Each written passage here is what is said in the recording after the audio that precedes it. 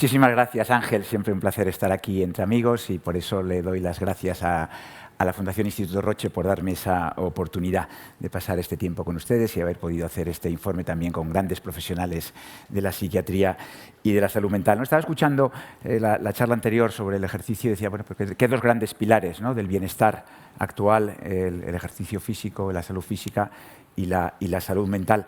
Y pensaba también con esas fotos de las tribus cazadoras, ¿no?, y detrás de los antílopes, que quién les iba a decir a esas sociedades que iba a haber una sociedad como es la actual en la que se muere más gente de obesidad y de sobrepeso y de exceso de comida que de hambre, ¿no?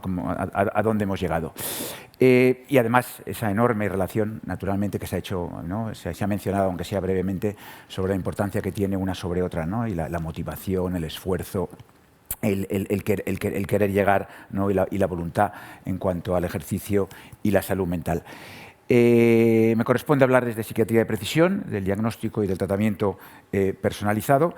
Y, sin duda, si estamos aquí un grupo de psiquiatras hoy, pues tiene que ver, seguro que con Ángel y con ese afecto catatímico que nos tiene, pero también con un fenómeno que es mundial, que es el del mayor interés, ¿no?, por todo lo relacionado con la psiquiatría y con la salud mental de las personas, que se ha visto eclosionar en estos últimos años, ¿no?, después de décadas de decir pues que no se hablaba lo suficiente de nosotros.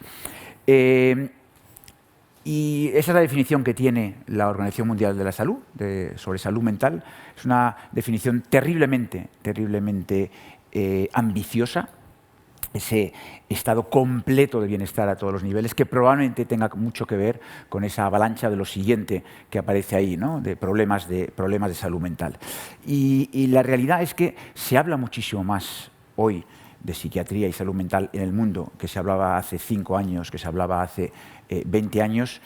Y decía Oscar Wilde que no hay, lo único peor de que hablen mal de uno es que no hablen, ¿no? Y por lo tanto que es importante que hablen de uno, pero también eso tiene un riesgo, y es el riesgo de la banalización, y es el riesgo de la instrumentalización, y es el riesgo de esos eufemismos. En la mesa anterior he oído decir 2 o 3 veces, tenemos que luchar contra la salud mental. Y seguro que a la mayor parte de ustedes les ha pasado desapercibido, luchar contra la salud mental, ¿no? Parece que en este mundo de políticamente correcto todo tiene que ser salud mental y a la gente le da repelús hablar de trastornos psiquiátricos, enfermedades mentales, ¿no?, de lo que la gente sufre realmente. Sufrimos una avalancha de esos problemas de la salud mental que tienen desbordados todos los servicios de psiquiatría y salud mental a nivel mundial, con listas de espera que nunca habíamos visto de personas que no quieren o piensan que no deben sufrir aquello que se llama problemas de la vida diaria y problemas cotidianos.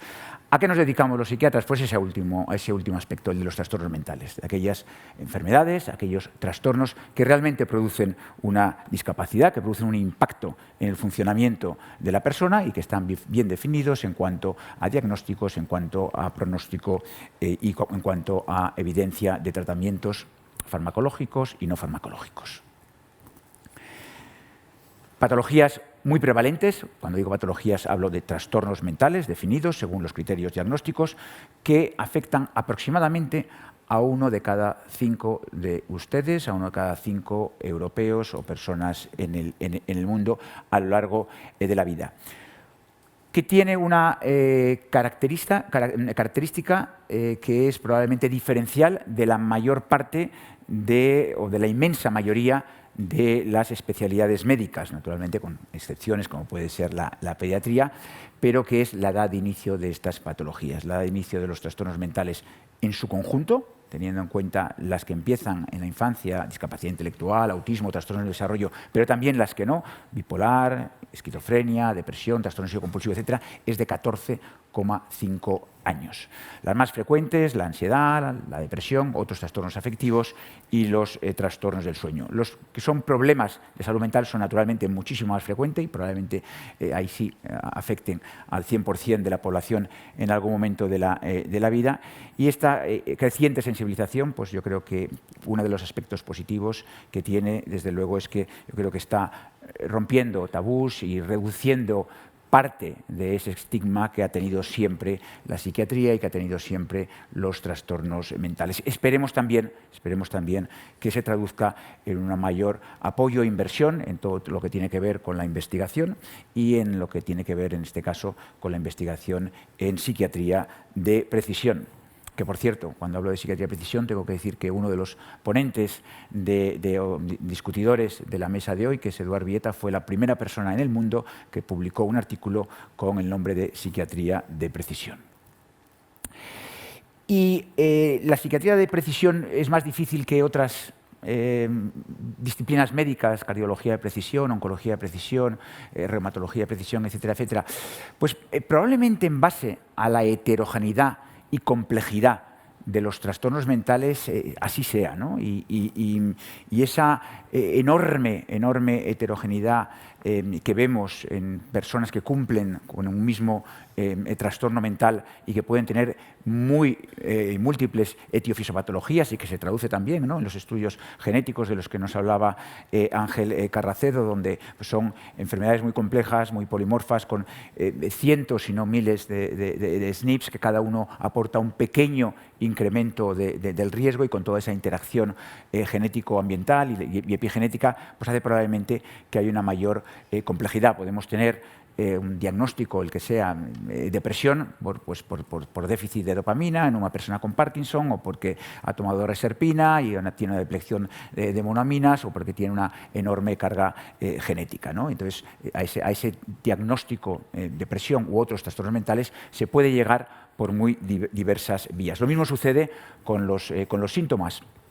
Podemos tener alucinaciones auditivas porque hemos tomado mucha anfetamina, o porque hemos tomado otra sustancia, o porque tenemos una esquizofrenia con una hiperdopaminergia en el sistema límbico, o porque llevamos 5 días encerrados en una habitación sin estímulos externos, ¿no? Y todo eso nos va a producir alucinaciones auditivas. Pero también tenemos lo contrario, ¿no? Y tenemos esa pleiotropía en la cual tenemos bien definida la etiofisiopatología, una síndrome de erección 22q11, el síndrome de George, en el cual los niños con esta elección expresan ansiedad, depresión, discapacidad intelectual, autismo, trastorno por déficit de atención e hiperactividad, o nada, o no tienen ningún trastorno mental, o tienen esquizofrenia multiplicada por 10 o por 20 en cuanto a la población general, ¿no?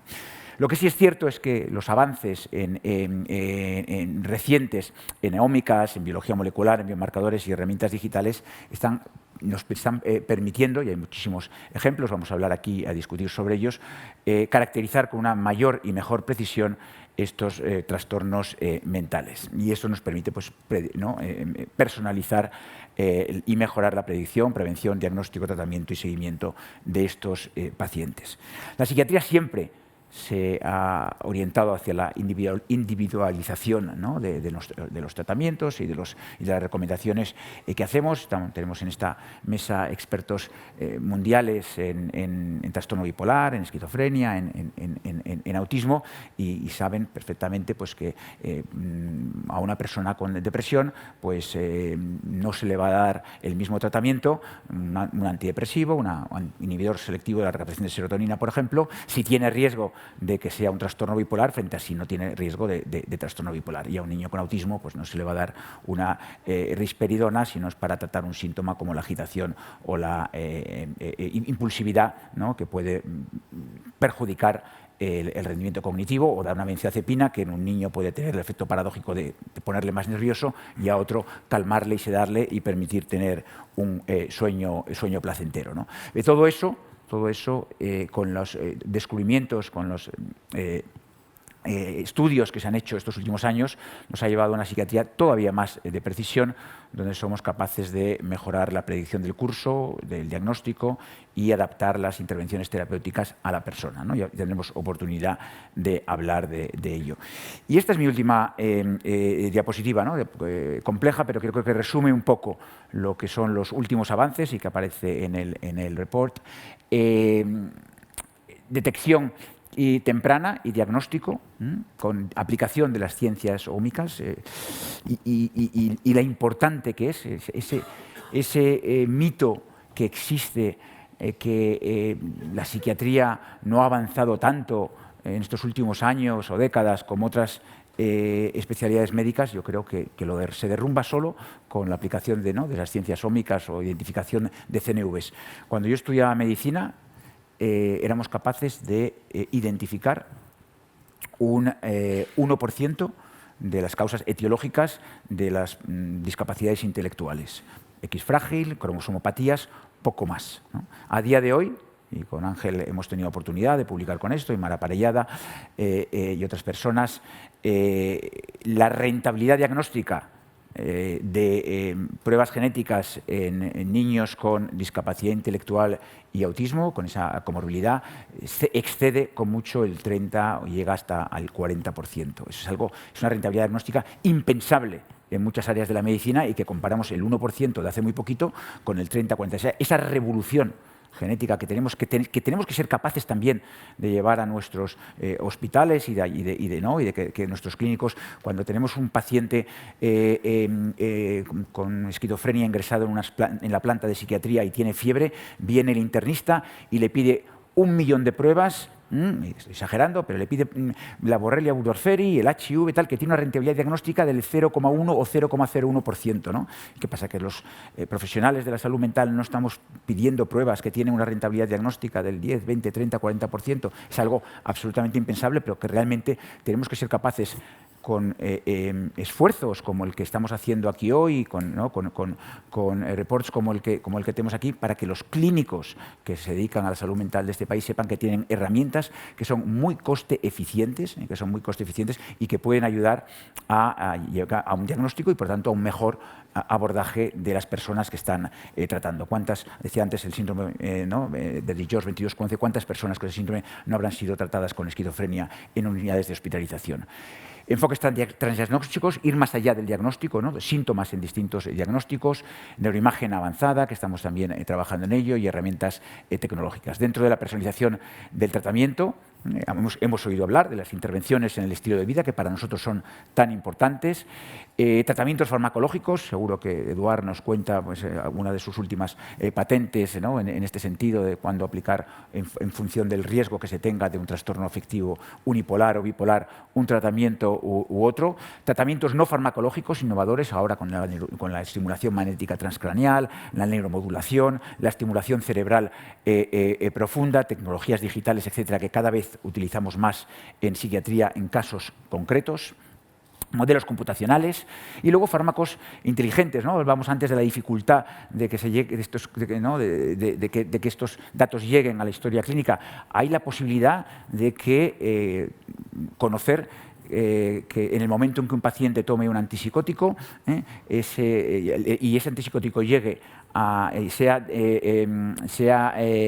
llegue al estómago y sea modificado por enzimas digestivas, mande una señal a la historia clínica electrónica y el clínico sepa, o la enfermera sepa, que el paciente acaba de tomar la medicación, ¿no? Y eso es una realidad que existe ya, ¿no? Telemedicina, aplicaciones de móviles, y luego una investigación, nuevos ensayos clínicos. Estamos haciendo ya ensayos clínicos donde la variable principal es un biomarcador, ¿no? Y un biomarcador en autismo, en primeros episodios psicóticos. Acabamos de hacer uno donde pérdida de sustancia gris prefrontal, o ahora uno en autismo con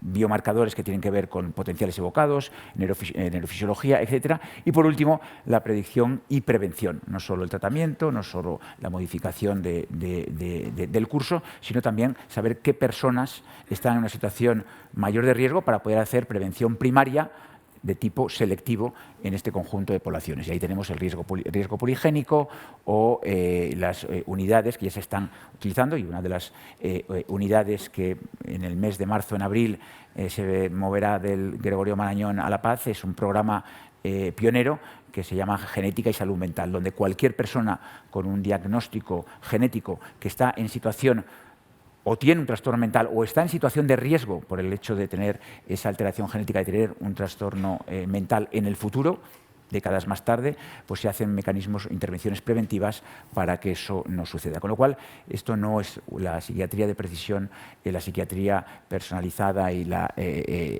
no es la psiquiatría del futuro, sino que debe ser, y tenemos que luchar por ello, la psiquiatría de la actualidad. Muchas gracias por su atención y pasamos ahora al debate.